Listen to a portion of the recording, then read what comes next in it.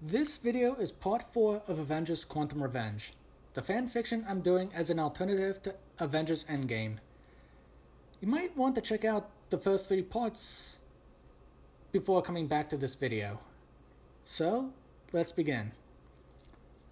We start off where we left off, in front of the gates of the new Asgard, as Wong teleported himself back into the Sanctum. Serena, I want you to promise me that if the Sanctum is under attack and I call for your help, you'll respond, Wong said through the portal. I promise, Serena said. With that, Wong shut the portal. I see the sun is shining on this place, Serena said. Is it shining the way you would have envisioned? Thor asked.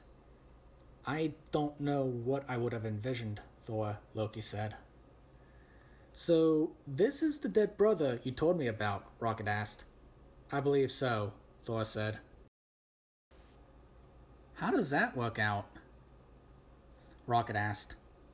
My take is, before Thanos killed him, Loki performed the blood restoration ritual that allowed him to go through the afterlife rather quickly and return to a new body in a short period of time, Thor said. I am Groot? Well, your new body isn't guaranteed to be like your old body, though I'm told you do return stronger than before, Thor said. Memories are likely jumbled up, Thor said.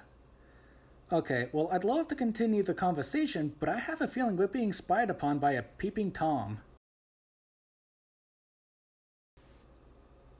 Agent Klein, the pieces have fallen into place. We then cut to the Wakandan kitchen, where Black Widow walked in on Captain America. I take it he's not joining us, Steve said. That's the impression he intended to give, Widow said. But I suspect a change of heart is a matter of when as opposed to a matter of if.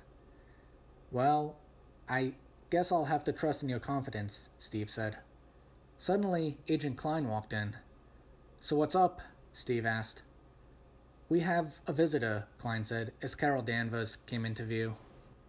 Captain Marvel, Black Widow gasped. Who? Steve asked. Agent Romanoff, Marvel said. Captain America. So what brings you here? Captain America asked. Now is the time to help you in your fight against the Mandarin, Marvel said. So what are you capable of? Steve asked. A lot, Widow said. Yes, but I don't believe I should battle the way you see me battling, Marvel said. Why not? Widow asked. Because Thanos still believes I'm stuck in the quantum realm. The what realm? Steve asked. Ignoring Steve, Marvel continued. If Thanos observes me pounding the Mandarin, he could intervene and turn the whole war in his favor. So what do you propose we do? Steve asked. Recruit Thor, Marvel said. You think he's going to respond? Steve asked. Thor recently gained a powerful ally, one whose powers are formidable, Marvel said. He might turn you down if you called him right now, but if you wait a couple days, he will join.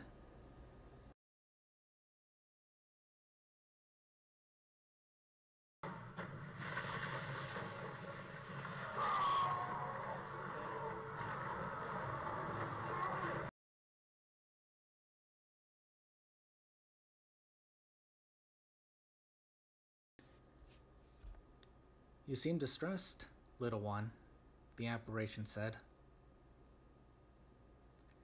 After a time, the apparition continued. I have a feeling you have a few strong words for me. How did you live with yourself? Loki asked her former self.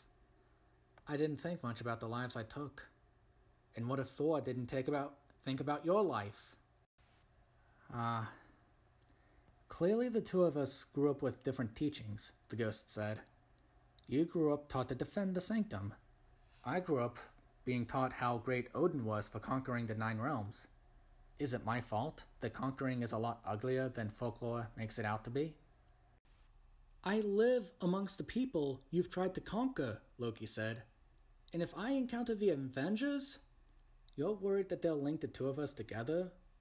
Why don't you carry around the Mind Stone for a week and not become a different person in the process? You think anyone would accept that excuse? Loki asked. The Avengers answer to those who packet genocide in Yemen, the apparition said. Invoke that nation if they confront you. And what about Jotunheim? Loki asked. I'm pretty sure we didn't have the Mind Stone then. The Avengers are not going to bring up Jotunheim, the ghost said. It's not about whether the Avengers could live with that. It's about whether I could live with that. Frost giants are monsters anyway. You're a frost giant. I'm a frost giant, Loki exclaimed. And because you think they deserve to live, you must hate Asgard. What? Loki exclaimed. That's terrible logic. Is it? What did you hope to gain from doing that attack? Loki cried. Peace of mind. It wasn't just that my father left me to die for being too small for them. It was the culture that pushed him to do so.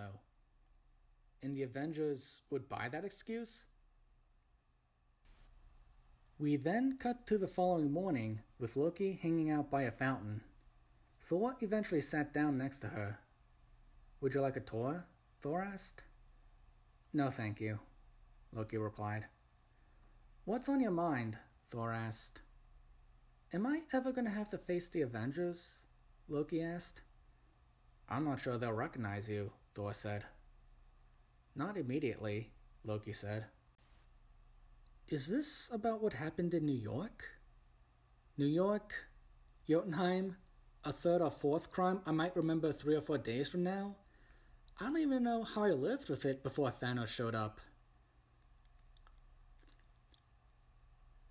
You know, believe it or not, Thor said, I'm not exactly an angel.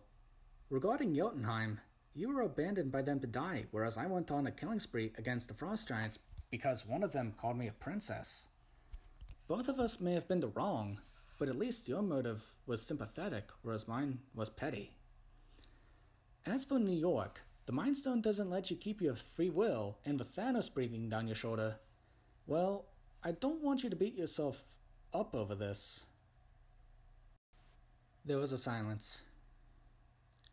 I'm sorry I didn't warn you guys about Thanos, Loki said.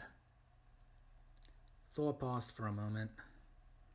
I feel that if we had known about Hela, we could have dealt with her more effectively and likely dealt with Thanos effectively when he arrived, he assured her. You know, your personality seems distinct from how I remember, Thor commented. Rather than thinking of Loki as your former self, think of him as your father, whose memories you happen to be burdened with. Instead of calling yourself Loki Odin's son or Laufey's son, neither of which would make sense today, call yourself... What did you call yourself? Thor inquired. Serena, Loki replied. Serena, Loki's daughter, Thor said. We then cut to Captain America's base, with Bruce Banner looking at the monitor.